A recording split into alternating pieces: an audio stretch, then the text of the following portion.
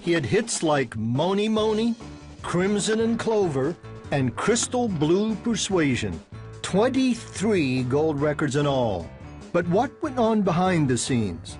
I sat down with Tommy James to talk with him about his new book, Me, the Mob, and the Music. When did that start for you, the music thing? It actually started when I was 4 years old. I started playing a ukulele. And when I was 9 years old, I got my first acoustic guitar.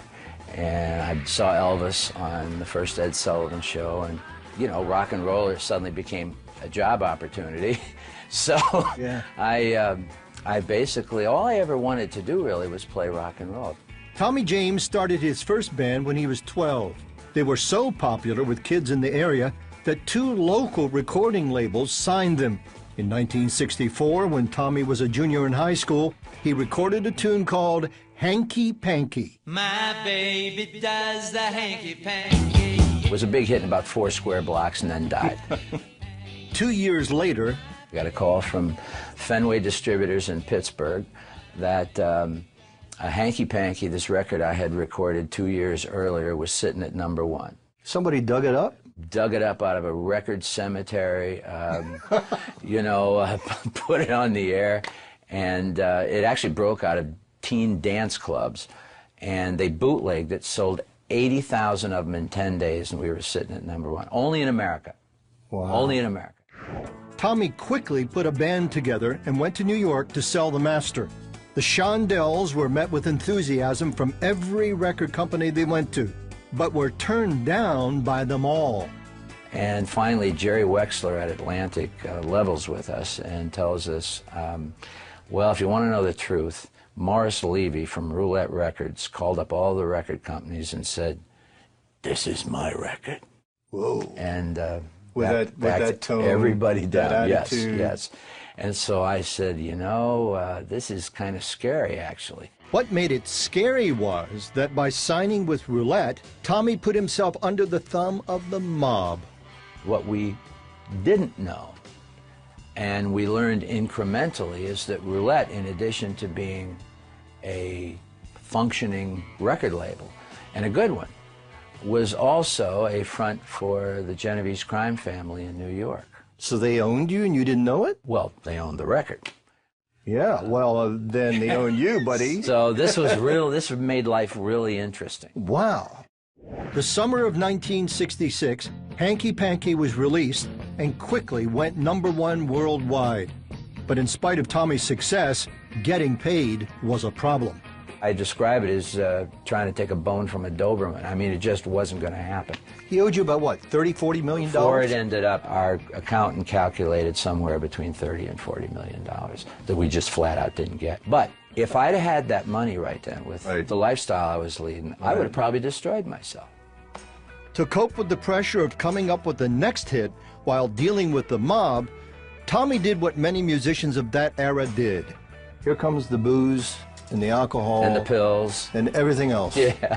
It's amazing how quickly and easily you start doing that stuff. And when you're that age, you have no fear of chemicals. His lifestyle took its toll. Tommy married and divorced twice. Is there ever a time when you're sitting in a hotel room and going, I'm fooling myself? I'll never forget one night, you talk about God meeting you where you live. I was in a Holiday Inn and I opened a desk drawer and there's a Gideon Bible. And I just went, God, talk to me somewhere. And so I opened it up and I went to Ezekiah, it was Ezekiel. And at the time, I'm a real UFO nut. I mean, I'm fascinated with UFOs. So I open up Ezekiel and I read the greatest UFO story in history. Ezekiel 1 and the chariot and the lights yes. and the wheels and the whole thing. Exactly. And I was just blown away because I knew that was God talking to me. And it really changed me. God was real. Suddenly he was in the now. What did you do with that? Well, I stole the Bible. Oh, God. That's the first thing I did. Took me years before I knew that they wanted you to take the Bible. I didn't know that, so I felt very guilty about it and tucked it away in my suitcase and took it home. 3 months later, Tommy was writing a song with the TV on in the background. Billy Graham is having a crusade at Shea Stadium.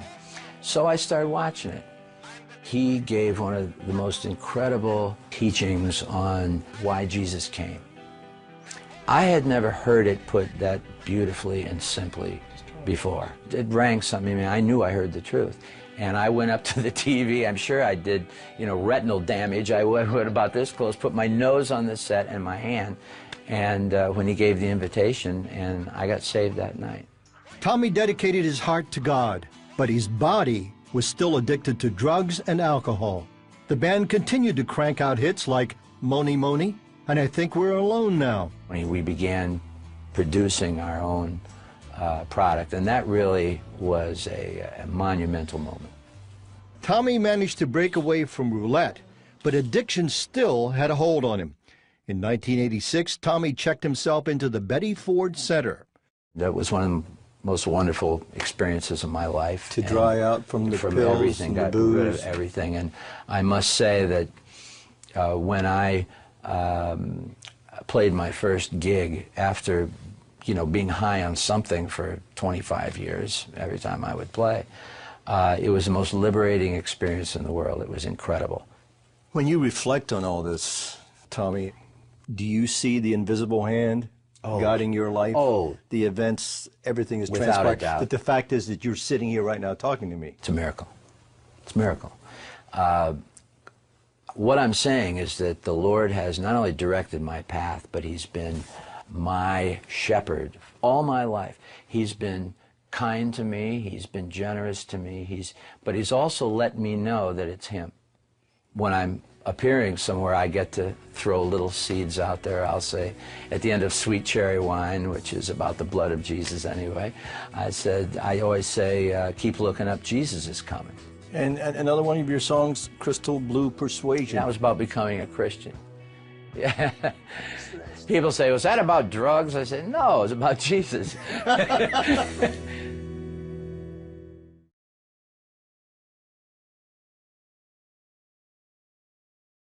Come on, everyone, we got to get together now. Oh yeah, love's the only thing that matters anyhow. And the beauty of life can only survive if we love one